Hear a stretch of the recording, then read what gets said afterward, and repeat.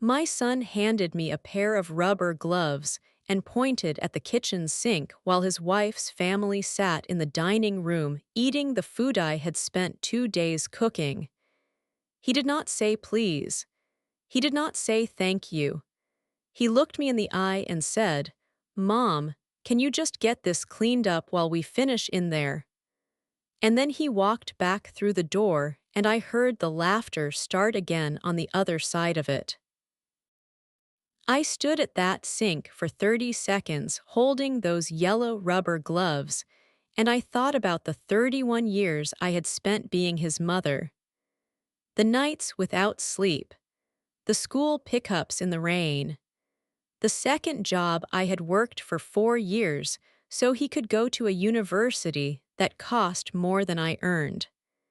The wedding I had helped pay for with the savings I had been building since he was in middle school. I thought about all of it in those 30 seconds, and then I put the gloves down on the counter, picked up my purse from the hallway, and walked out the front door without saying a word to anyone. I did not slam the door. I did not cry. I did not send a message. I just left. And what happened in the weeks and months after that quiet exit was something none of them saw coming, including me. Before I tell you everything, I need to ask you something. If the person you sacrificed the most for in your life handed you rubber gloves at his wedding celebration and pointed at the sink, what would you have done? Would you have stayed and cleaned the way you always stayed? Would you have said something in the moment? Or would you have finally, quietly walked away? Tell me in the comments. And if someone in your life has ever treated you like the help instead of the heart of the family, stay until the very end of this story. Because Sophia's ending is the one you have been waiting to see. My name is Sophia. I am 63 years old. I am a retired school teacher, a mother, a grandmother to 2 children I adore, and a woman who spent most of her adult life believing that if she loved quietly and worked hard enough and asked for nothing, the people she gave everything to would eventually see her clearly. I no longer believe that, not because I became cynical, but because I finally learned the difference between love and habit, and I finally understood that staying in a dynamic that diminishes you is not loyalty. It is self-erasure. I want to tell you who I was before the night I walked out of my son's house, because the woman I was matters to the woman I became. I was the kind of mother who showed up, not just for the big moments, but for all the small ones that nobody notices and everybody needs. I was the mother who drove 40 minutes each way to watch a middle school science fair. I was the mother who learned to bake sourdough from scratch because my son went through a phase at 15 where it was the only bread he would eat. I was the mother who worked the evening shift at a pharmacy for 4 years on top of my teaching job so that the college fund I was building would actually be enough when the time came. I did not do those things expecting payment or recognition. I did them because they were what I understood love to mean in practice. Love as a verb, love as showing up, love as the kind of presence that builds a person without that person always knowing they are being built. My son's name is Connor. He is 31 years old. He is tall, confident, and good-looking in the way of men who have always been told they are. He has his father's build and his father's habit of making everything around him bend to his comfort without quite noticing that it is bending. His father and I divorced when Connor was 12, and those years afterward, the years when it was the two of us navigating a smaller and quieter life, were both the hardest years of my life and the years I feel most at peace when I look back at them now. It was just us and we were enough for each other, and I believed, for a long time, that what we had built in those years was solid. I want to be honest about when things started to shift. It was not all at once. It never is with the people you love most. It was gradual, the way water changes stone, so slowly that you do not notice the shape of the stone is different until you look at an old photograph and realize it used to be something else entirely. Connor met his wife, Melissa, when he was 25. Melissa was 24, attractive and organized, and from a family that had considerably more money than we had ever had. I want to be careful here because this story is not about Melissa being a villain. She was not. She was a woman who had grown up a certain way and expected her life to continue in that way, and found in Connor a man who was happy to help make that happen. The dynamic between them was clear from the beginning to anyone who was paying attention. Connor shaped himself around her preferences in the quiet, effortful way that people do when they are trying to hold on to something. I are afraid of losing. What I noticed, gradually, was that Melissa's family occupied a different tier in Connor's life than I did.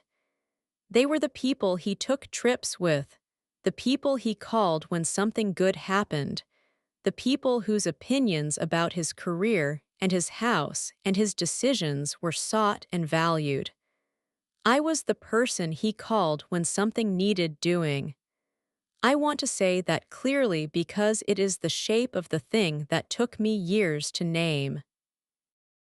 I was not in the inner circle of my own son's adult life. I was in the utility tier. I was useful. I was available. I was relied upon.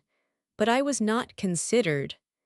The first time I felt it clearly was at Connor and Melissa's engagement party, which was held at Melissa's parents' house. I had not been consulted about the date, the venue, or the guest list, which was fine. It was their party. But when I arrived, I was seated at a table near the kitchen with Connor's old college roommate, a cousin I had not seen in years, and two people I had never met who turned out to be Melissa's parents' neighbors. Melissa's family sat at a long central table with Connor and Melissa. I was not at that table. I was not introduced during the speeches. When Connor stood up to thank everyone, he thanked Melissa's parents by name. He thanked his groomsmen by name, and he said, "And of course, thank you to all the family and friends who came out tonight." I was all the family and friends. I drove home alone that night, and I told myself it was an oversight. I told myself Connor was nervous and overwhelmed, and that a party with many moving parts was not the best window through which to judge how much your son valued you. I made myself a cup of tea and I went to bed, and I did not say anything to him about it. That was the first of many silences I would keep, because keeping the peace felt more important than telling the truth. The wedding was the following year. I contributed significantly to the cost. Connor had asked me early in the planning process whether I could help with the catering, and I had said yes, and the number we had discussed had grown considerably by the time the final invoice arrived, as wedding numbers tend to do. I paid it without complaint because it was my son's wedding and I wanted it to be beautiful, and I had the savings to cover it barely, but I had them. At the wedding, I was seated in the second row. Melissa's parents were in the first row. I understand the logic of that seating, and I am not saying it was wrong. What I am saying is that the logic of it, the quiet rank it implied, was consistent with every other signal I had been receiving and choosing not to read directly. The reception speech that Connor gave thanked Melissa's parents for their generosity. He talked about them for about 2 minutes. He thanked me in one sentence. And my mom, who has always been there. That sentence. After 31 years, that sentence. I smiled and I raised my glass and I did not cry, not at the table, not until I was in the car afterward, and even then only for a few minutes before I told myself to stop. After the wedding, the pattern accelerated. Connor and Melissa bought a house. Melissa's parents contributed substantially to the down payment. I was asked to help with furniture. I did. I was not asked for my opinion on any of it. I was sent a list. I bought the things on the list. The furniture was delivered to a house I had not been invited to see before it was fully decorated. When I finally came to visit, Melissa gave me a tour in the way you give a tour to a visitor, pleasant and informative, pointing out features I had indirectly paid for as if they were entirely her accomplishment. I kept telling myself I was being too sensitive. I kept finding the generous interpretation. I kept choosing silence over truth and calling it grace. Let me tell you about the cooking.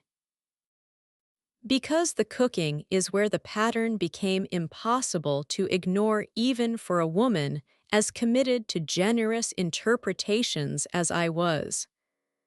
About 8 months after the wedding, Connor called me and said that Melissa's parents were coming to visit for a long weekend and that they were planning to have a big family dinner. He asked if I would make the things I was known for. I had a short list of dishes that both Connor and Melissa had always praised: a slow-roasted chicken, a specific pasta dish that had been in my family for 2 generations, a dessert that Connor had requested at every birthday since he was 7. I said yes. Of course I said yes. I spent 2 days preparing. I drove to their house on the Friday evening with everything packed into containers in the back of my car. When I arrived, Melissa's mother was in the kitchen already, adding things. There was a moment of territorial tension that Melissa smoothed over quickly by assigning us each a section of the counter. I cooked. Melissa's mother cooked. The dinner was large and warm and everyone ate well. I was not asked to sit at the main table that evening. The main table had 8 seats. Connor, Melissa, Melissa's parents, Melissa's brother and his wife, and 2 friends of Melissa's who had come for the weekend. I sat at the kitchen island with Melissa's brother's 2 young children, who were 7 and 9 and perfectly pleasant company, but who did not know or care what I had contributed to the meal they had just eaten. I ate at the kitchen island, and I watched through the open doorway as my son laughed with his father-in-law, and I thought about the 2 days of preparation sitting in containers in the back of my car that morning, and I made a decision in that moment that I was not yet ready to act on. I decided that I was going to start paying attention in a different way. Not to build a case, not out of bitterness, but because something in me had finally recognized that I had been giving my full attention to the wrong things for a very long time. I had been paying attention to what I was giving, and I had not been paying enough attention to what was actually happening. I started keeping a small notebook after that evening. Nothing dramatic, just dates and observations. the way teachers keep notes on a student they are trying to understand. The dinner where I cooked and ate at the island. The birthday where Connor forgot to call until 11 at night and then blamed a work event. The time I mentioned I had been unwell for a week and he said, "That's rough, Mom," and then immediately changed the subject to something about his car. The time I drove 45 minutes to help them move some furniture and was given a list of additional errands to run while I was there, as if my presence were a resource to be deployed rather than a person who had come to help.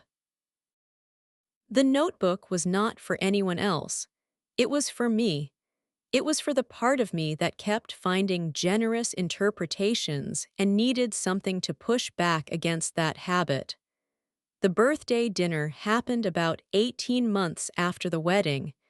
It was Connor's 30th birthday, a significant one, and Melissa had organized a party.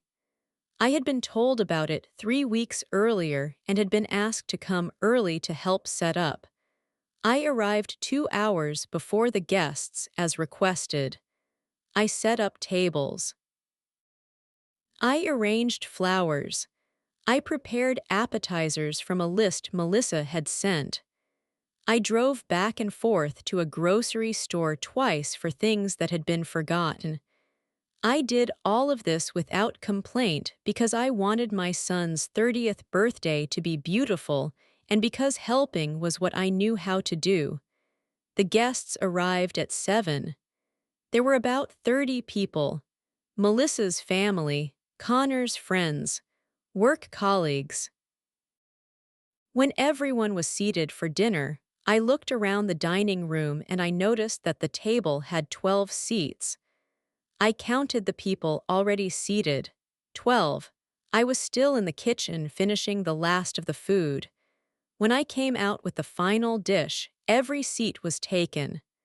Connor looked at me from across the table and said, "Oh, Mom, can you just eat in the kitchen? We're kind of tight in here." He said it the way you say something to someone whose comfort is simply not the priority in that moment. Not unkindly. Not with any visible awareness that what he had just said was extraordinary, just as information, practical, a problem solved. I set the dish on the table. I said, "Of course." And I went back to the kitchen and I sat at the small kitchen table alone and I ate the food I had spent the previous 2 days preparing and I listened to the sounds of my son's 30th birthday through the wall. That was the night I understood. Not just intellectually, the way I had been understanding things for years and then explaining them away, but in the specific, permanent way that understanding settles into a body when it is finally allowed to land. I was not in the family. I was in the support structure beneath the family. I was infrastructure. I was useful and invisible in the way that the best infrastructure always is, noticed only when it fails. I drove home that night and I did not open the notebook. I did not need to write anything down. The knowledge was already in me, complete and still, the way water is still in a glass just before someone picks it up. The night of the rubber gloves came 6 weeks after the birthday dinner. Melissa's parents were visiting again for a long weekend. Connor had called me that Wednesday and asked if I would come Friday afternoon to help prepare for a family dinner that Saturday. He used the word family. He said it the way people say a word they have not examined recently, without noticing that it carries weight. I said I would come. I arrived Friday afternoon. I cooked through Friday evening and into Saturday. I made the chicken and the pasta and the dessert and 3 additional dishes from a list Melissa had given me. I cleaned the kitchen between preparations the way a professional would because that was what the space required, and because I did not know how to do things halfway. I set the table. I arranged the serving dishes. I made sure the flowers on the table were fresh. The guests arrived at 6. Melissa's parents, her brother and his wife, 3 couple friends of Connor and Melissa's who I had met once or twice over the years. Connor gave me a brief hug when things were getting underway and said, "You're amazing, Mom, seriously." Then he went to welcome a guest who had just arrived, and I did not speak to him again for most of the evening. The dinner was served. I carried dishes from the kitchen to the dining room. I refilled serving plates. I cleared as people finished. I did this because it needed doing and no one else was doing it, and I knew the rhythm of a dinner party the way I knew the rhythm of most things, from long practice and too much willingness to fill the gap. At about 8:30 the dessert was done, and the table was full of people holding wine glasses, and the conversation was comfortable and warm in the dining room. I was in the kitchen with the dishes. Connor came through the kitchen door. He was holding a glass of wine. He looked at the sink and then he looked at me and he opened the cabinet under the sink and he took out the yellow rubber gloves and he held them out toward me and he said, "Mom, can you just get this cleaned up while we finish in there?" I looked at the gloves. I looked at him. He was already half turning back toward the door because in his mind the question was already answered and the problem was already solved. I thought about the notebook. I thought about the kitchen island. I thought about the 30th birthday and the word family and the 45 years I had been alive before Connor was born and the 31 years since. I thought about the second job at the pharmacy and the sourdough bread and the 40-minute drive to the science fair in the rain. I did not take the gloves. I picked up my purse from the counter where I had left it that morning. I walked down the hallway. I took my coat from the hook by the door. I opened the front door and I stepped outside and I pulled it closed behind me with the quietest click I could manage, the click of a door being shut with intention rather than anger. I sat in my car in the driveway for a moment. I could hear, faintly, the sound of laughter from inside the house. Then I started the car and I drove away. I did not send a message that night. I turned my phone to silent and I drove home and I made myself a cup of tea and I sat in my kitchen, my own kitchen, and I let the evening be exactly what it was. I did not cry. I did not feel sorry for myself. I felt something that took me a few days to name correctly. What I felt was clear. Connor called the next morning. I did not answer. He called again that afternoon. I let it go to voicemail. He texted twice. I read the texts without responding. The first said, "Mom, where did you go last night? Everything okay?" The second said, "Can you call me when you get a chance?" I did not respond for 3 days, not out of strategy, not as punishment, because I needed those 3 days to figure out who I was going to be when I did respond. The woman who smoothed things over and accepted the explanation and went back to being useful was one option. I had been her for a long time, and I knew exactly how to inhabit her. But she was not the option I was choosing anymore. On the third day, I called my friend Lorraine. Lorraine and I had been friends since our 30s, 2 teachers who had met at a staff training day, and discovered we had the same dry sense of humor and the same deep fatigue with people who mistook our patience for inexhaustibility. Lorraine had watched the Connor situation from a careful distance for years. She had never pushed her opinion on me because she understood that I needed to arrive at my own conclusions in my own time. but she was the person I called when I was ready. I told her everything. Not just the rubber gloves, but all of it: the birthday dinner, the kitchen island, the engagement party seating, the wedding speech sentence, the furniture list, all of it laid out in sequence for the first time. I heard myself talking, and I heard what the story sounded like from the outside. It sounded like a woman who had been systematically reduced by someone who loved her in the way people love tools, reliably and without much thought until the tool is gone. Lorraine listened until I was finished, and then she said, "What do you want to do, Sophia? Not what should you do. Not here is what I would do. What do you want to do?" I thought about that question for a long moment. Then I said I wanted to stop being available on terms that treated me as staff. I said I wanted to have a relationship with my son that was a real relationship, with presence on both sides, or I did not want to continue performing a relationship that was one-sided and calling it family. I said I wanted him to understand what he had been doing, not so I I'd punish him, but because I did not think he actually knew. I thought he had been sleepwalking through a dynamic that had formed so gradually that he had never stopped to look at its shape. Lorraine said, "Then you need to tell him, clearly and once without softening it." She said, "The worst thing you can do is go back without the conversation, because then nothing changes and you have just confirmed that it does not have to." She was right. I knew she was right.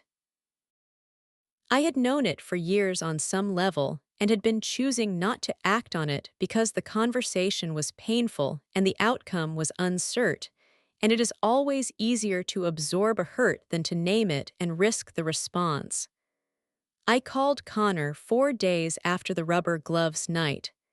He answered on the second ring. He was relieved and slightly apologetic in the vague way of someone who knows something went wrong but is not entirely sure what. He said, "Mom, I was worried. Are you okay? Why did you leave?" I told him I needed to talk to him in person. He said, "Of course." We arranged to meet at a coffee shop near my house the following Tuesday. I spent the days between the call and the meeting doing something I had not done in years.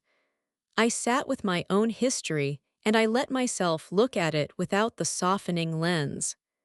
I got out the notebook and I read through it from the first entry. Then I wrote a new entry that was different from the others.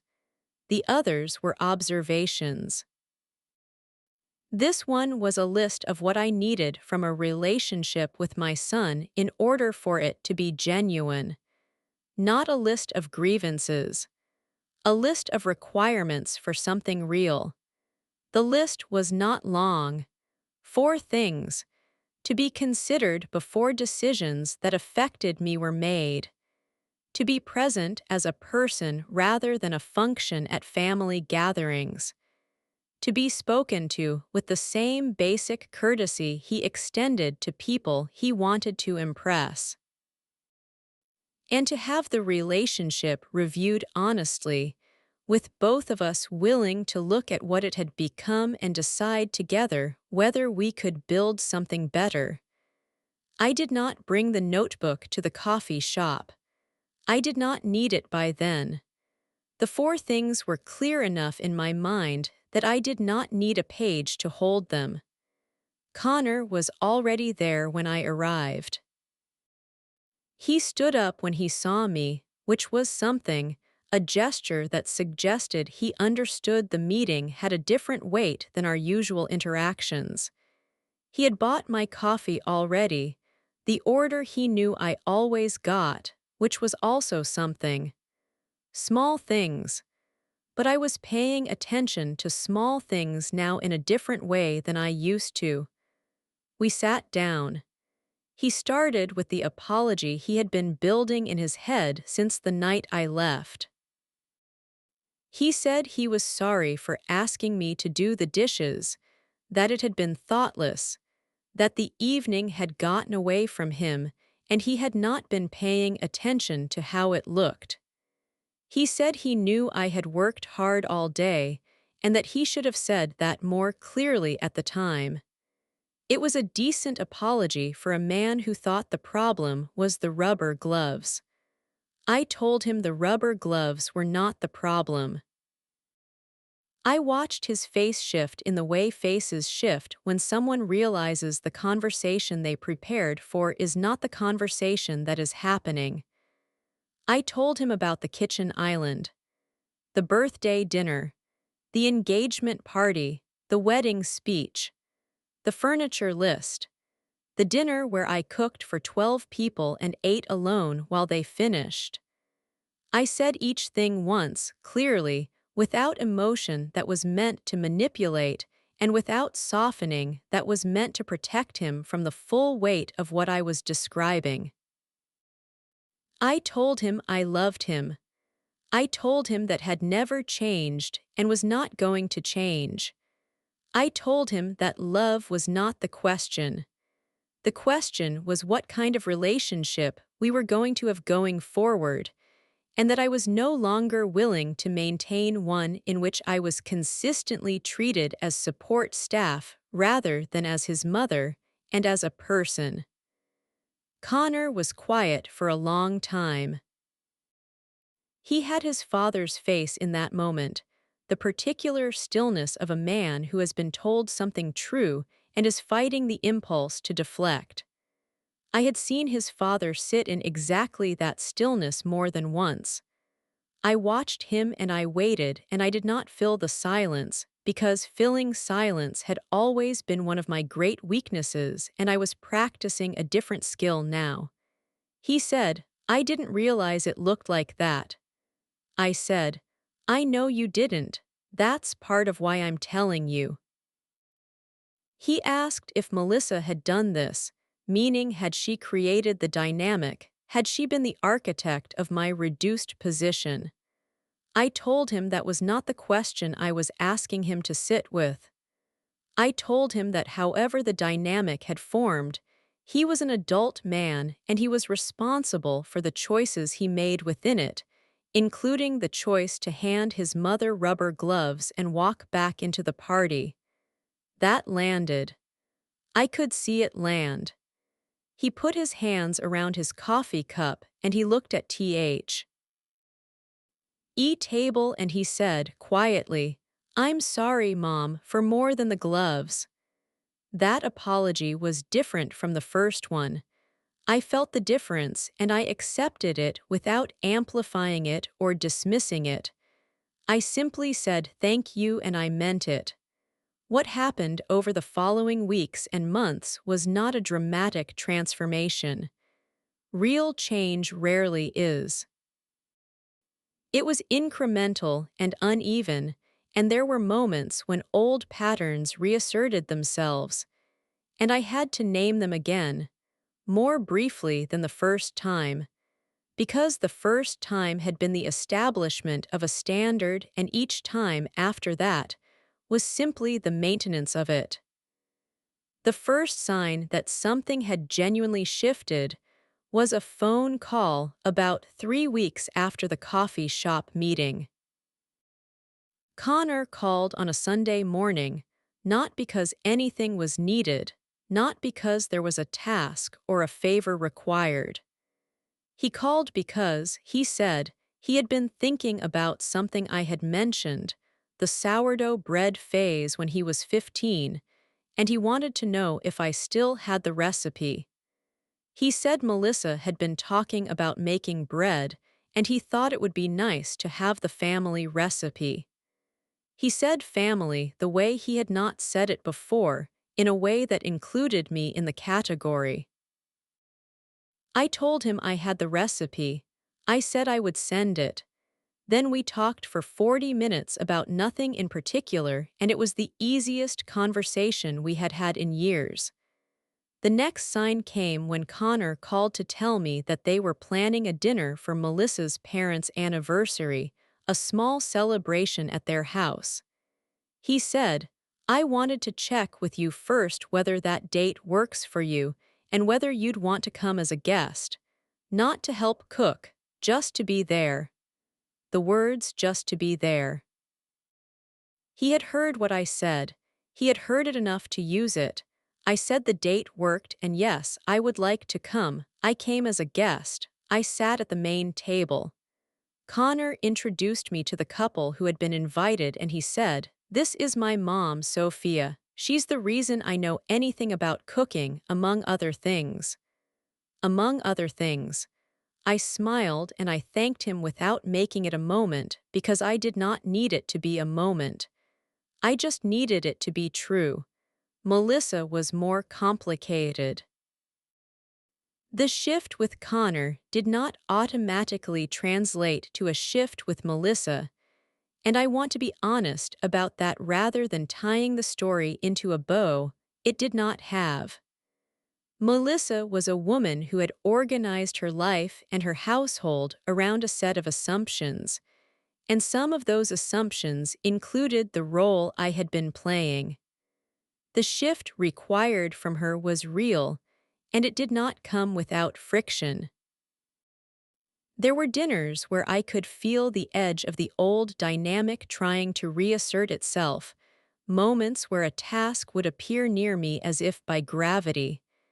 I did not fill those moments the way I used to. I let the gap sit.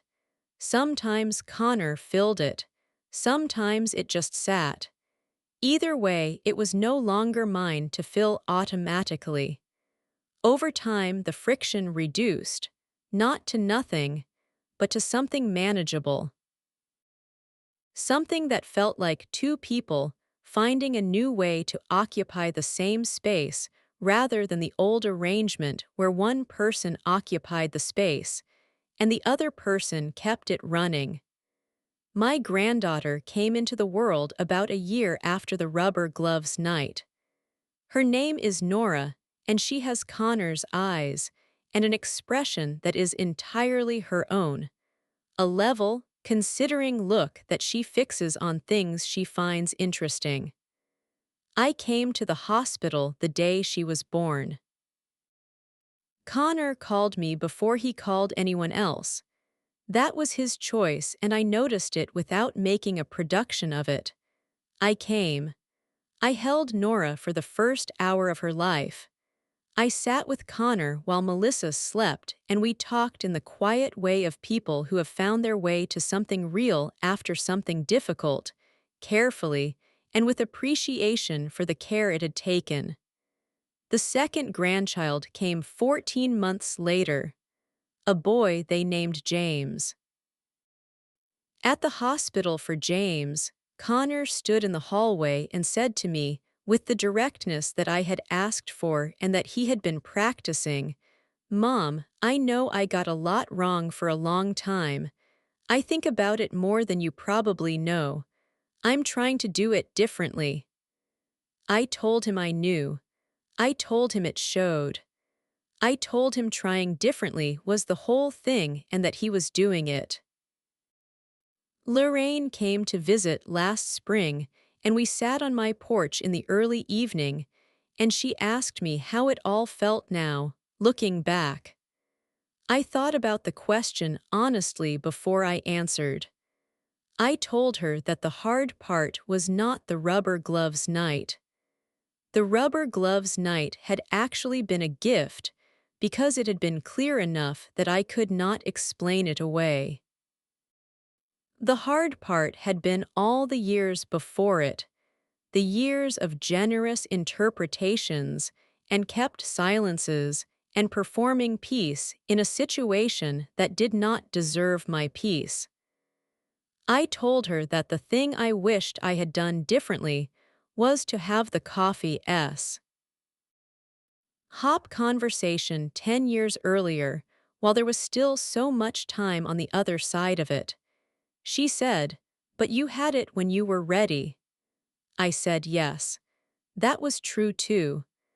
I am 63 years old and I live alone in the house I have lived in for 20 years and I like my life. I like the mornings when it is quiet and I can read for an hour before anything is required of me. I like the Sunday dinners I host now, dinners I planned and cooked on my own terms, and to which I invite the people I want to have at my table. I like being a grandmother to Nora and James in the way that grandmothers are at their best, with presence and delight, and the particular freedom of a love that does not carry the weight of daily logistics. I like the relationship I have now with Connor. It is not perfect. No relationship built on a renegotiation of old terms is ever seamless. But it is honest in a way it was not before, and honesty, I have learned, is the material from which real things are made.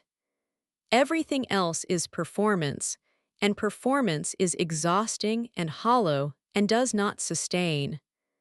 I think about the woman who stood at the sink holding the yellow rubber gloves and made a choice in 30 seconds that changed the shape of everything that came after.